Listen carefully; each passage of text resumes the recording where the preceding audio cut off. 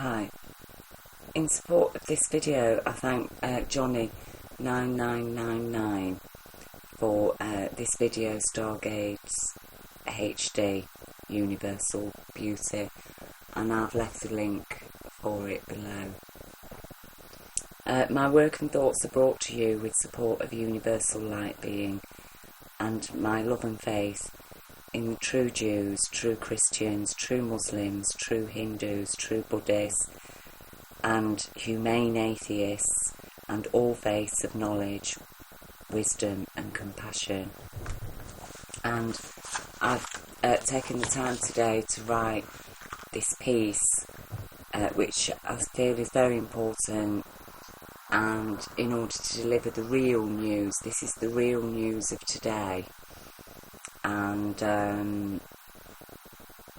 as I say, I deliver it with sending love and strength to all that are listening. And so I'm going to start. I've titled it The Real News.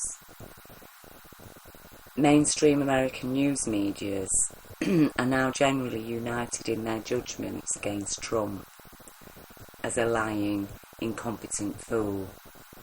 And Trump has branded them fake news. And the truth is, the mainstream media has been sharing fake news for a very long time, and events surrounding 9/11 epitomise the extent to which the mainstream media, as a highly controlled and organised force of consciousness, is deployed to deliver elitist endorsed propaganda on behalf of establishing a pack of lies and false conclusions as truth. Anyone with average common sense quickly realises that what they see and hear about 9/11 from other news sources is in direct contradiction with the mainstream dialogue, i.e. 9/11 is clearly evidenced as an inside job. The mainstream media, however, ignores the evidence and chooses to stick with the ridiculous and impossible establishment lies, i.e. office fires brought down Building 7, the Twin Towers collapsed due to jet fuel fires from plane impacts, a passenger plane hit the Pentagon. Today, the mainstream media loudly and openly expresses a collective disgust towards the Trump presidency and his administration. They bemoan his lack of professionalism, his blatant lack of knowledge, his lack of political etiquette and diplomacy. They all would have preferred to be dealing with a Clinton. Unfortunately, Hillary Clinton is essentially the same kettle of fish as Trump. The only difference between Democrat and Republican is that one side openly supports corporate capitalism fascism that would happily deny healthcare to millions, while the other attempts to temper the drive for profits with some outward display of human compassion, albeit minimal, and designed to operate within the corrupt fascist socialist mainframes. No one ever got rich by surviving on welfare, just as no one gets the very best healthcare on Medicare. Regardless of the minimal compassion, they rarely question the existing ethos. The poor should just be grateful for the crumbs they receive. No one bothers to equate the meagre welfare payments with the welfare paid to stockholders and the regular lump sums they receive as payment for owning shares in this or that, vamping off the workforce to get benefits and interest. Instead, the media is deployed to persuade the workers that their gripe must be about working to pay for the pittance delivered as a benefit to the sick and the poor. Swallow the camel and strain up the gnat is what their medias are employed to preach. Unlike Democrats who think of themselves as humane and progressive, Republicans delight for a chance to override compassion and ruthlessly slash public spending on social needs like healthcare and education, preferring to pour funds instead into corporate pockets, the military, jails and state-funded building projects. Democrats equate to less funds for corporate capitalists and more funds to the corporate professionals, the corporate socialists, if you like. More jobs for social workers, lawyers, nurses, teachers. these are a force of consciousness too, and generally the majority of these have also stayed silent on the truths and lies of 9/11. For the mainstream media, the important difference between Trump and someone like E.G. Bush Sr. is that, coming from a family history within USA politics, Bush is a credible figure. He makes it easy for the reporters to calmly report the lies. He upholds the facade of professionalism and intelligence the public are persuaded to believe operates among those elected to govern their nation. In contrast, Trump does not bother with the facade. He's the president and he'll do and say whatever he blooming well likes. The media are thus left horrified. Their choice is now to be explicitly as crass as their new president, or else speak out against him. It is the explicit nature of Trump's rhetoric that so offends them. He leaves them no room to hide. The facade of sanity is gone. The fact that sanity was hardly there at all in the first place is irrelevant. The point is, the facade provided at least a cover of sanity, which allowed reporters to dutifully report the latest government plots and conspiracy theories as official facts, supported by official intelligence. Meanwhile, they could ignore the public's calls for arresting criminal bankers, for ending corporate control of the Federal Reserve, for a full and thorough investigation of 9/11. The media now balks at the idea of aligning with Trump's intelligence. It irks their egos and offends their sense of self-respect as professionals. The media, who once sat in the general's offices far from the front lines, are now expected to report from the trenches. Attacks, dirt, noise, fear, uncertainty. The Trump agendas are not so squeaky clean. There are no trusted professional names to write up, support and promote the lies. Fraud and theft as valid government policy.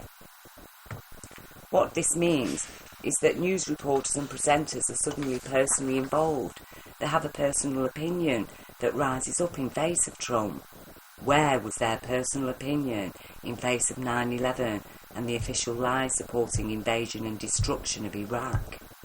How many millions are now maimed or dead due directly to media ignorance, and ignorance of all those millions of Americans who felt no less disgusted by the official conspiracy theory on 9/11 as the mainstream media now feel about Trump? The media that cannot abide Trump was very happy to abide by absolute blatant lies that claim office fires can bring down a multi-storey steel frame building in 7 seconds, or that plane impacts force steel frame skyscrapers to turn into dust and neatly collapse into their own foundations. The reality is, Trump is president because the media ignored the facts around 9/11. They supported a pack of lies that nurtured and empowered a racist and fascist force of consciousness, hungry for power, eager to spread hate, keen to inflict judgment and punishment on Muslims and label Islam a terrorist threat. As I speak, Saudi Arabia is mercilessly bombing Yemen with both USA and UK support and weapons. Fukushima is widely out of control and still pouring a deadly load of nuclear fissioning products into the air, onto the land and into the sea. Babies and children are suffering abuse on an industrial scale at hands of people operating in gangs and groups, working throughout every office, every authority, every profession, charity, religion and business. But America argues about a woman's right to terminate an unwanted pregnancy. Considering paedo-sadists are by today in full control of most public authorities, including police and intelligence, it's no wonder they're so keen to deny contraception and ban abortion during a time of their collectively imposed austerity and their withdrawal of welfare in a time of high unemployment and inadequate wages. The ruling powers feed off humanity as if women are an orchard, producing apples for them to pick and eat or waste as they see fit. The producer, the woman, what does she receive in return for her productivity? In fact, the woman gets even less than an apple tree in the elite's orchard, where at least the trees are cared for and protected in order they produce an optimum crop. Unlike the tree, the woman has to pay for healthcare, pay for childcare, pay for education, a home, food, fuel, resources and clothing to raise her apple, her child, which a corporation will profit from when her apple is ripe for the picking. Either that apple will be earning profits for bankers in a private jail, or they will be earning profits for bankers working in a corporate business.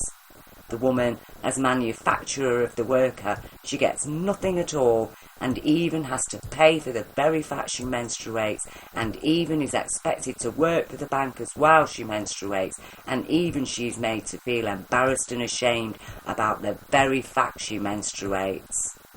And this world wonders why so many women suffer severe postnatal depression after giving birth. The robbery has been an ongoing criminal power since the denial of women and children's rights. Women have been given a raw deal. She must give freely to the bankers while the bankers demand she pays for everything she needs in order for herself to freely give, or else suffer the ignominy of rape. Paying women or giving them a medal, etc. for having children is not the answer. Corporations have a collective duty to provide money for healthcare, education, housing, clothing, time off for menstruation and menstrual products, childcare, maternity leave and so forth. In the same way, they have a duty to provide pensions and healthcare, education and social security for their workforce. To suggest social welfare is a handout is truly ridiculous when we look at the handouts the bankers take for themselves. Examine Africa. It is the richest land on the planet. Gold, oil, diamonds, food production, and yet the people are in deep poverty. Why? Because African people are used only as slaves, low-wage workers. Their lands and resources earn profits for the multiple global corporations that now control Africa and all its political leaders. The bankers are never going to honour any sense of duty to humanity. Their financial system is inhumane, equals criminal, equals fact.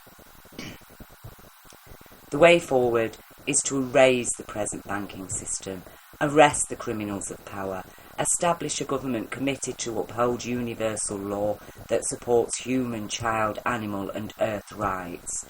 Eradicate the warring and opposing political parties. The party is over. What people need is a right to vote for those whom they believe will most conscientiously uphold and serve universal law. Anyone against universal law, our rights, is not fit to stand for election and instead is recognised as a risk to social stability and in need of therapy. The only way to maintain balance is to establish a government that runs a nation's basic necessities: ecology, environment, education, healthcare, transport, homes, etc., which will operate alongside private business interests, providing manufacturing, farming, building, holidays, personal services and private transport, etc. Focuses on the individual businessman or family, and these will not be permitted to unite as a corporation, and neither will any corporate power be allowed to exist. Their present legal status as person is a criminal act. The corporation is not a person, and it has no rights to deny universal law on earth. There will always be some richer or poorer. Life is not always fair, but universal law is very fair because it serves everyone equally from the first to the last. No amount of money or lack of it will make the slightest jot of difference to the levels of justice universal law delivers. Under universal law of abundance and compassion, the poor are not impoverished, miserable and oppressed. The rich are not self-serving, egotistical, proud and judgmental. Universal law prohibits greed, which is recognised as a symptom of crime. No one is enabled to get too rich, just as no one is left to get too poor. When humans are able to freely choose the course of their lives, being a diverse species, we choose differently from one person to the next. Some are happiest in a small house, some are happier in a big house, some want to live in a city, some want to live closer to nature. Regardless of how we choose to live, we all have needs, and an intelligent human society satisfies needs without simultaneously fostering unnecessary levels of dependence. In a truly humane society, pride is replaced with satisfied. To be fully satisfied is the most pleasurable aspect of life. Pride is listed among the 7 deadly sins only because pride is a result of dissatisfaction. The long-oppressed female or brown-skinned person is granted only their right to feel proud of being female or brown as a means of reclaiming something back for themselves. Feeling proud is a hollow feeling. Feeling satisfied is feeling full equals sated. Will the regular media ever support universal law or question 9/11 or demand arrest of criminals in power? Only time will tell, but one thing we can be absolutely sure of, until universal law is established in every independent nation, as money has so easily been established, Trump is what we get for leader, from the wishy-washy, watered-down versions to the full technical narcissist. The covert and overt narcissists are the ultimate beneficiaries in a world bereft of universal law, for without it, they are free to be superior, free to set up their sick competitions, free to cheat, steal, lie, deceive and kill, even JFK, free to commit the atrocity of 9/11 in full public view and blame it on innocent parties. Freedom to commit crimes is not freedom, it is an abuse of freedom. Justice demands respect for the law, and where there is no respect even for a little child, there is freedom only for crime and punishment. There is freedom only for sadists, and all narcissists are sadistic to varying degrees. At least, Trump is honest in being who he is. Unlike the Clintons, he sees no point in trying to maintain a facade of professional dignity, and in fact, the dignity by which previous presidencies have operated under is truly despicable when we examine what actions and atrocities the dignified have committed on behalf of sustaining their version of America and all their illegal and thoroughly imbalanced laws. Who could appear more dignified than the Queen of England, and yet, in the 1970s, she blithely signed hundreds of Chagos Islanders' lives into abject poverty in a foreign land via eviction from their homelands, after she and her government agreed to lease the Chagos Islands to the USA military. It is with immense support from mainstream media that the public are persuaded to believe that dignity is in being rich, well-spoken, educated and well-dressed, when in truth, dignity is found only in those humans who choose to live lawfully, with care, respect and compassion. The British Crown is entirely undignified, and in reality Trump has more dignity than the UK royal family. His family heirloom does not include jewels from the oppressed and enslaved peoples of history. There is nothing dignified about the huge royal palace or even in the title royal. Indeed, it is through the long-established faith in royalty that men like Trump have been encouraged to arise throughout history, and it's on the strength of all such men, the Crown, the bankers and corporations have reached the levels of power and control they collectively squabble over and or enjoy today. What's on their menu today are trafficked babies and children who drop from impoverished and oppressed women's wombs like apples collected from those orchards left to grow in the wilderness of impoverished humanity, whom the rich commonly refer to as inferior, born to be treated like cattle. Stock is what the corporations call their workforces. Once people are regularly labelled livestock, it's only a small step further to start eating the human livestock, and that is exactly what they are doing. Make no mistake about that. There is a chance that Trump, being essentially honest himself, may one day see the light and choose to end his days more humanely than those of his youth and up to this day. It is probable he has never known reality or had any close connection with any true sanity, being as most he encounters are after his wealth of support. Sycophants endeavour to flatter, praise and overrate. They quickly strive to placate, to offer reason, to provide alternative proof for the sake of keeping their favourite oligarch happy and oblivious to any truth that threatens the sycophant's own desires and ambitions, which only their narcissist can deliver. Just as Trump is capable of being a top narcissist, he is therefore equally capable of becoming a top humanist. And that is the wonderful thing about universal law. It incorporates our right to forgive, to be repentant, remorseful, and keen to atone, make amends, compensate. We are all guilty in some way, just for living within the present corruptions. We are heavily compromised, and we all need forgiveness.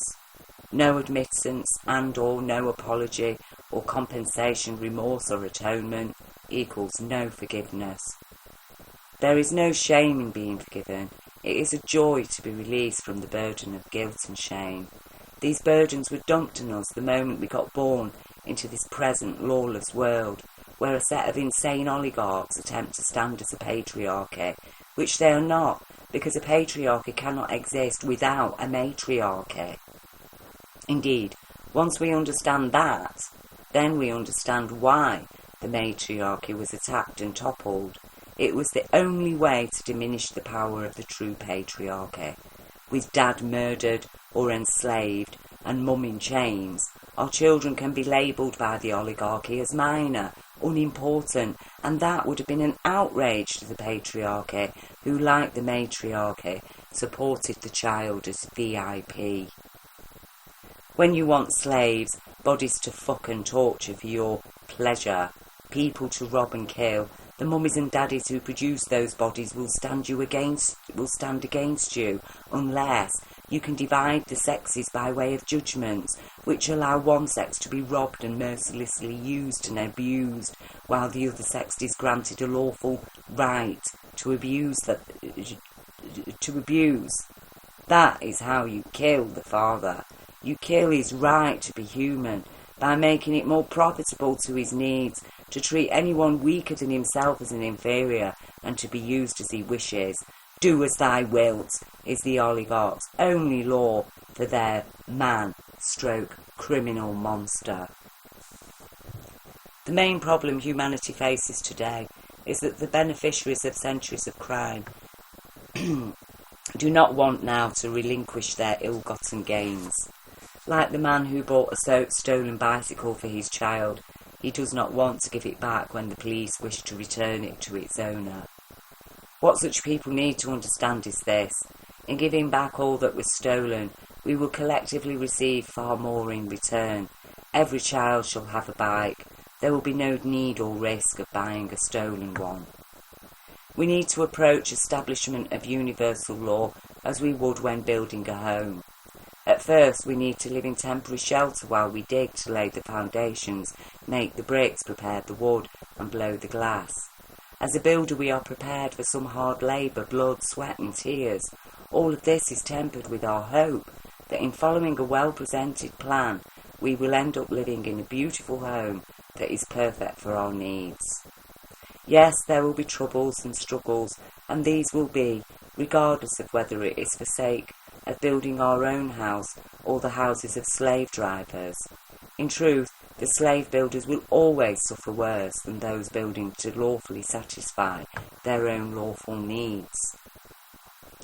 When people like Trump especially begin to accept the truth, we are all reincarnated souls, then he and many others will understand why we need to act now to save our planet and heal it. When people understand that to be consciously and deliberately evil, insanely ignorant of truth and law, is to force a disconnection from the soul, an afterlife of consciousness in eternal nothingness where there is no peace, only immense loneliness and pain, or else to suffer repeated incarnations into this world only to risk suffering the most terrible crimes, then they will realise the need the positive change, being as such people do operate selfishly, and the reality is the truth serves their needs. Those today with most wealth and power are deemed most responsible, and it is from the rich and powerful the world now demands attention and action toward establishing universal law. Who will pay for it all, the medias commonly ask. The banks will pay for everything we need. Half their money and wealth belongs to God, as Jesus stated. They have for centuries denied God his and her half of the money. So when we add the interest bankers have earned through their money too, the bankers are in serious default.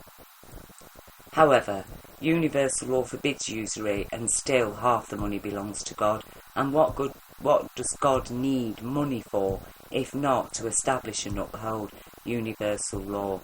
What is a father or a mother if they abide by no law to support respect and dignity for their child? What is the point of raising a child to be without respect or dignity?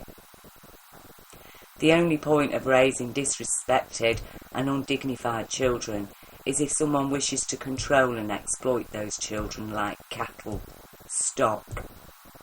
It is time the cattle raising stopped, and the truth is, no matter how hard this criminal world tries, humanity refuses to be cattle. Even the poorest and most oppressed continue to live with respect and dignity. Centuries of slavery, abuse and horror could not stop the arrival of Martin Luther King Jr. and all who shared the sentiments of his heart and mind, both then and of today. The truth is, the shining ones are everywhere, natural-born leaders. It is time to stop being deceived by the physical gold. It is worthless. Seek those who shine in their intelligence with golden light. All of these support universal law. There is only one dividing world in this world, and that is between they who support our human rights and those who don't. This is the Armageddon. This is the divide for lawful war, a battle to protect the human child. All other wars are illegal. We do not come in peace, we come in righteousness, because there can be no peace in an insane world. Under universal law, the wicked shall perish in their wicked loyalty to lies, and the meek shall thrive in their meek acceptance of truth. That is the way life for humanity is meant to be, and so shall it be, and then we shall know peace. We shall know peace not under the dictates of a new world order or under one faith or culture. Universal law delights in and appreciates the natural diversity that is a necessary feature of our species. Every nation, be it large or small, shall be equally respected under the beneficence of universal law. Every faith that is true to God will incorporate it and celebrate it as a gift from God, stroke universal intelligence, which created us and all the universe. Leaders of the world shall meet to discuss how best their nations can assist one another and our planet in the most appropriate and fair way. Every community will be active toward attending to the needs of its members. Every child shall be protected and respected. Every nation shall play its part in cleaning up our planet. As it is written, so shall it be. God equals unconditional love. Humanity is the bride, and universal law is the husband, and the lions of humanity shall sit in peace with the lambs, because both are fed humanely, equals lawfully. Only the criminals desire nonetheless to maim and kill, and that is why universal law exists, to protect humanity from crime, equals madness, which is a sickness and an infection that can spread and thrive for centuries like a parasite on our living human consciousness. In a lawful world, only the criminals feel oppressed and enslaved and forced to hide and struggle in uncertainty, insecurity and fear. That is why they hate the law, and that is why this present world exists in absolute denial of it. The law is here, and like Mount Zion, it shall not be moved. Trouble is here too, whether we like it or not, whether we rise up for our rights or not. The writing's on the wall and the warning is delivered. Get lawful or die. The corporation equals cancer, equals cut it out. Embrace the rainbow covenant. Learn how to read the rainbow. Look at the colours, multiple colours from one light. There are no sharp divides. The colours merge at the edges. They exist in harmony. The rainbow is diverse, but it is one, and we each shall stand in our independence and our own autonomy with our own choice, and the choice is to be intelligent and to live lawfully as a lawful intelligence and as this universe, intelligent universe that created us to be intelligent, has today given us this choice of whether to live lawfully or criminally. One side leads to life, the other side leads to death. It's our choice. Thank you for taking the time to listen. Love and peace and strength to all.